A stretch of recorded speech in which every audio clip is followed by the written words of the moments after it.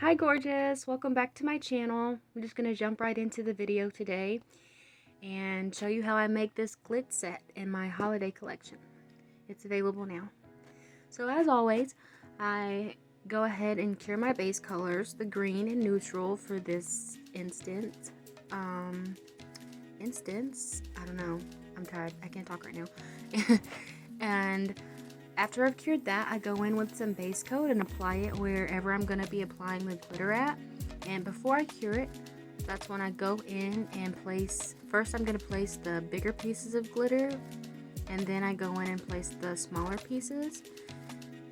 Because for this design, I wanted it to like flow down the nail, and so in order to get that effect, I figured I should start with the bigger pieces at the top and the smaller pieces at the bottom. And I went in with this pretty Christmas green first, and then I filled it in with a green opal color just because I felt like it needed some extra sparkle, to give it, bring it up a notch. I felt like the one green just wasn't enough. Even though I had different sizes, I feel like it needed a little more dimension to it. And so you just play around with it, get the flow you like, and once you like it, you cure it.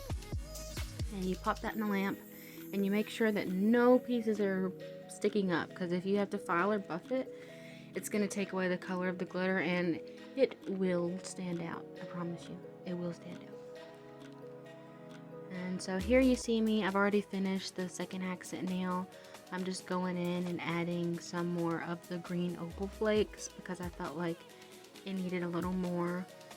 And normally I'll add like just a few of the opal flakes and the bigger ones, and then I go in with the smaller ones and I use that like a filler. Wherever I feel like there shouldn't be any like negative space, that's where I'm gonna add those smaller flakes at.